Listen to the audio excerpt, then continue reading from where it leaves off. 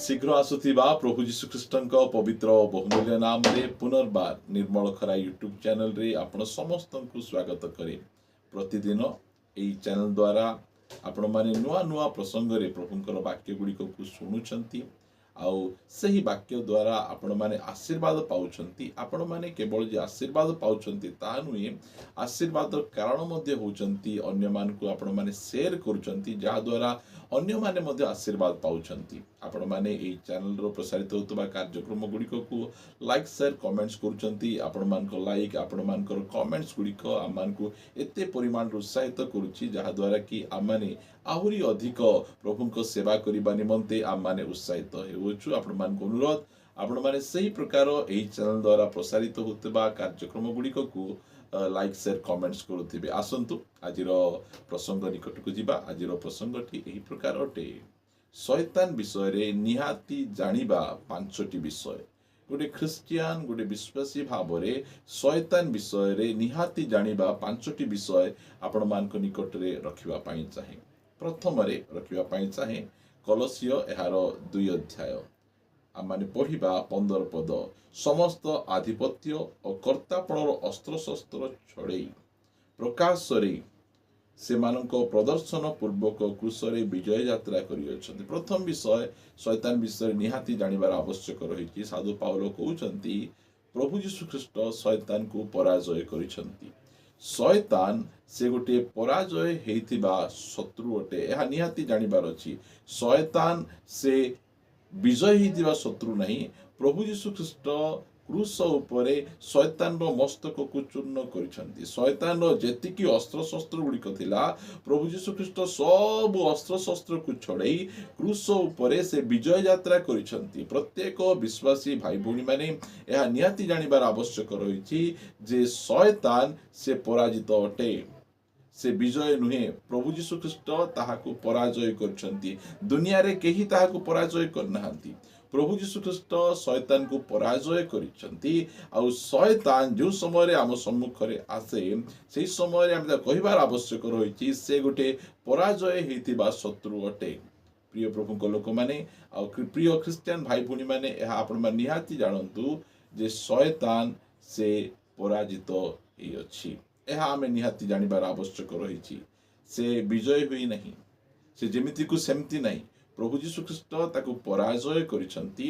तार सब अस्त्र शस्त्र गुड़िक जो अस्त्र शस्त्र गुड़िक आम विरुद्ध रे से व्यवहार करुथिला सब अस्त्र शस्त्र गुड़िक को से छड़ेइछंती। ता पाखरे आउरी कोनोसी अस्त्र शस्त्र नाही। से आमको जदि से आक्रमण करूछि ताहाले से मिछरे आमान को आक्रमण करूछि। एहा आमे जानिबार आवश्यक रहिछि। आ द्वितीय विषय शैतान विषय जानिबार आवश्यक रहिछि एफिसियो 6 अध्याय। एफिसियो 6 अध्याय 12 पदरे ए प्रकार लिखा गला, कारण आंभ मानकर युद्ध मर्त्य विरुद्ध रे नुहे किंतु आधिपत्य विरुद्ध रे, कर्तापण विरुद्ध रे और एही अंधकार जगतपति मानक विरुद्ध रे, पुणी आकाश मंडल दुष्टात्मा मानक विरुद्ध रे। एहा आमे निहाती जानिबार आवश्यक रहिछि जे आमर शत्रु कोनोसी मनुष्य नुहंती। आमर शत्रु शैतान अटे। आमर असली शत्रु शैतान अटे। आउ से सबु बेले आमर क्षति करिबा पई आमर अपकार करिबा पई सबु बेले जगी थाए। सेति पई साधु पाउल 2 कोरिन्थियो 2 अध्याय 11 पद कहिले जे आम मानकर अपकार करिबा को शैतान जे प्रकार सुजोग न पाए। शैतान सबु बेले आमर अपकार करिबा निमंते से सुजोग खोजी थाए, सुविधा खोजी थाए। जो समय ताको सुविधा मिल जाए सेही समय रे आमर अपकार करे। आमर शत्रु कौनसी मनुष्य नुहंती। यह कौनसी धर्मर लोक जानती नहीं। सेतिपाई सेमाने मनुष्य मानक विरुद्ध रे सेमाने युद्ध करती। मतलब ख्रिस्टियन भाई भौणी माने मनुष्य मानक विरुद्ध रे युद्ध करती नहीं। काहे कि युद्ध करती नहीं? कारण आमे माने जणा आम मानकर शत्रु कौनसी मनुष्य नुहंती, कौनसी धर्मर लोक नुहंती। आमर शत्रु है शैतान। से मनुष्य मानक आम मान विरुद्ध रे उकसई आम मान विरुद्ध रे से ठिया करुछि। सेतिपाई आमे कौनसी अस्त्र शस्त्र धरी कौनसी व्यक्ति सहित लागिबा पई जाऊ नाहु। कारण आमर जे शत्रु से गोटे स्पिरिट अटे अदृश्य अटे ताहाकू खंडा कातिरे मरा जाई पारे नहीं ए आमे जानू सेति पई आमे हमर शत्रु सहित कि प्रकार युद्ध करिवार अछि हमकु हमर बाइबल हमनकु सिखैछि हमर शत्रु शैतान अटे दुष्ट आत्मा माने अटंती आ अंधकार राज्यर अधिपति माने अटंती सेति पई आमे क्रिश्चियन भाई भूणी माने कौनसी मनुष्य सहित आमे लढु नाहु आमे हमर असल शत्रु को आमे जानू आमे परमेश्वर आमको सही प्रकार सुंदर वाक्य बाइबल आमको देई अछंती प्रभुଙ୍କ नामर गौरव हो आ प्रशंसा हो आपनक निकट रखिबा पाई चाहे जदि आमाने पढ़िबा द्वितीय कोरिन्थीय 11 अध्याय 14 पदरे आउ एहा आश्चर्य नुहे कारण शैतान निजे दीप्तिमय दूतर वेश धारण करे शैतान से दीप्तिमय दूतर वेश धारण करे से शैतान थाए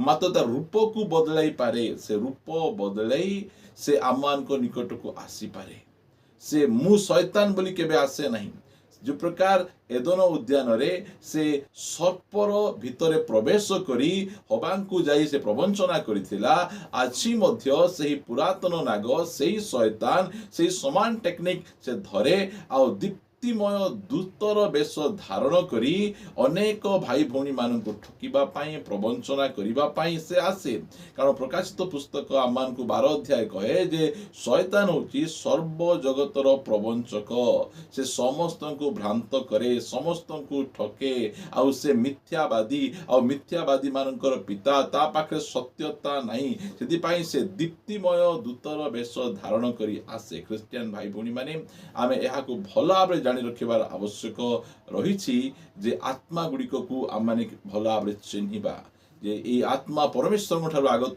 कि शैतान ठारू आगत कारण शैतान निजे मध्य रूप परिवर्तन करे से मु निजकू गोटे पवित्र व्यक्ति गोटे धार्मिक व्यक्ति बोली से आसी पारे मात्र आमे तार फल द्वारा आमे ताहांकु आमे चिन्हि दे परिबा शैतान से दीप्तिमय दूतर वेश धारण करी आम निकट को आसी पारे यह आमे निहाती जानिबार अछि यदि आ वाक्य पढ़िबा लूक लिखित सुसमाचार 22 अध्याय 31 पद लिखा गला प्रभु यीशु ख्रीष्ट कहउचंती सिमोन सिमोन देख गहम को चालुनी रे चलेइबा परी शैतान तुम्हमान को चलेइबा पाई अनुमति पाई अछि एहा प्रत्येक विश्वासी भाई भौणी माने जानिबार आवश्यक रहिछि जे परमेश्वरंकर बिना अनुमति रे से कौनसी परित्राण प्राप्त होइतिबा विश्वासीर जीवन रे कौनसी से क्षति करि परिबो नाही जो समय रे परमेश्वर ताको अनुमति देबे सेही समय रे से गोटे विश्वासीर क्षति करि परिबो परमेश्वर आमकु तांकर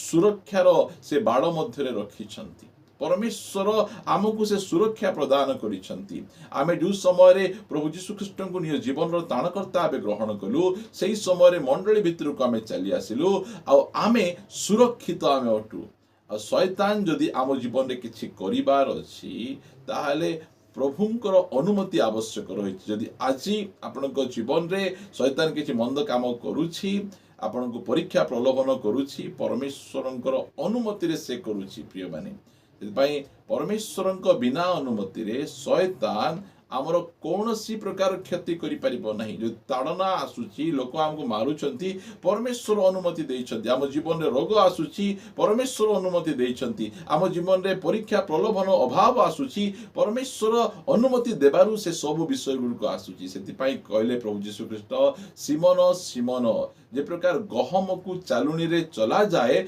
सही प्रकार शैतान तुमको चलाइबा पाई अनुमति पाइछि परमेश्वर ताको ग्रांटेड करिसंती ताहा द्वारा से आसी ए प्रकार काम करि पारुछि एई सत्यता गुडिक विश्वासी भाई भौणी माने निहाती जानिबार आवश्यक रहिछि शैतान से कोन करे पराजय शत्रु अटे शैतान आमर मुख्य शत्रु अटे आमर युद्ध मनुष्य विरुद्ध रे नुहे आ से दीप्तिमय दूतर वेश धारण करे आ शैतान परमेश्वर बिना अनुमति रे से आमर कौनसी प्रकार क्षति करि पारे नहीं लिखा जाउछि प्रकाशित पुस्तक 12 अध्याय आम माने पढ़िबा 12 पद लिखा गला अतएव हे स्वर्ग और तन्निवासी माने आनंद कर मात्र हाय पृथ्वी और समुद्र ତୁମେ ମାନେ ସନ୍ତାପର ପାତ୍ର, କାରଣ ସମୟ ଅତି ଅଳ୍ପ ବୋଲି ଜାଣି ଦିଆବଳ ଆପଣା ମହାକ୍ରୋଧରେ ତୁମ୍ଭମାନଙ୍କ ମଧ୍ୟକୁ ଓହ୍ଲାଇ ଯାଇଅଛି। ଆମେ ଏହା ଜାଣି ରଖିବାର ଆବଶ୍ୟକ ରହିଛି ଯେ ଶୟତାନର ସମୟ ଅଳ୍ପ ଅଟେ।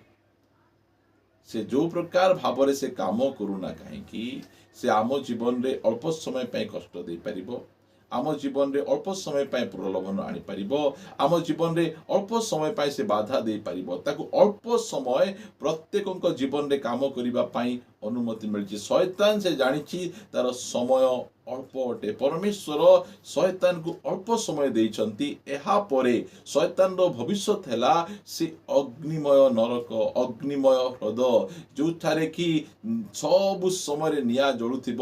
ତାର ଶେଷ ପରିସ୍ଥିତି ସେଇଠି ଅଟେ। ଶୟତାନର ଭବିଷ୍ୟତ ବାଇବଲ ଅତି ସୁନ୍ଦର ଭାବରେ କହେ ଯେ ଶୟତାନର ଭବିଷ୍ୟତ ଅନ୍ଧକାରମୟ, ଯନ୍ତ୍ରଣାମୟ ଅଟେ। ତାକୁ କେବଳ ଅଳ୍ପ ମାତ୍ର ସମୟ ଦିଆଯାଇଛି। ଆଉ ଆମ ଜୀବନରେ ସେ ଅଳ୍ପ ସମୟ ପାଇଁ ଦୁଃଖ ଆଣିପାରେ, କଷ୍ଟ ଆଣିପାରେ, ଅଭାବ ଆଣିପାରେ, ମାତ୍ର ସବୁ ସମୟ ପାଇଁ ଆମ ଜୀବନରେ ଆନନ୍ଦ ରହିବ। ପ୍ରଭୁଙ୍କ ଠାରେ ଥିଲେ ସବୁ ସମୟରେ ଆମମାନଙ୍କ ଜୀବନରେ ଖୁସି ରହିବ, ଆଶୀର୍ବାଦ ରହିବ। ଶୟତାନ ବିଷୟରେ ଏହି 5ଟି ବିଷୟ ଆପଣମାନେ ନିହାତି ଜାଣି ରଖିବାର ଆବଶ୍ୟକ। ସେ ଗୋଟେ ପରାଜୟ ଶତ୍ରୁ ଅଟେ। ସେ ଆମମାନଙ୍କର ମୁଖ୍ୟ ଶତ୍ରୁ ଅଟେ। କୌଣସି ମନୁଷ୍ୟ ଆମର ଶତ୍ରୁ ନୁହନ୍ତି। ସେ ଦୀପ୍ତିମୟ ଦୂତର ବେଶ ସେ ଧାରଣ କରି ମନୁଷ୍ୟମାନଙ୍କ ନିକଟକୁ, ବିଶ୍ୱାସୀମାନଙ୍କ ନିକଟକୁ ଆସି ସେ ସେମାନଙ୍କୁ ଠକେ। ପରମେଶ୍ୱରଙ୍କ ବିନା ଅନୁମତିରେ ସେ ଗୋଟେ ବିଶ୍ୱାସୀ ଜୀବନରେ କିଛି କରିପାରେ ନାହିଁ। ଆଉ ଶେଷରେ ତାକୁ ଅଳ୍ପ ସମୟ ଦିଆଯାଇଛି। ପ୍ରିୟମାନେ, ଆମ ପାଇଁ ଅନନ୍ତ କାଳ ସୁଖ ଭୋଗ ରଖାଯାଇଛି। ଅଳ୍ପ ସମୟ ଶୈତାନକୁ ଦିଆଯାଇଛି।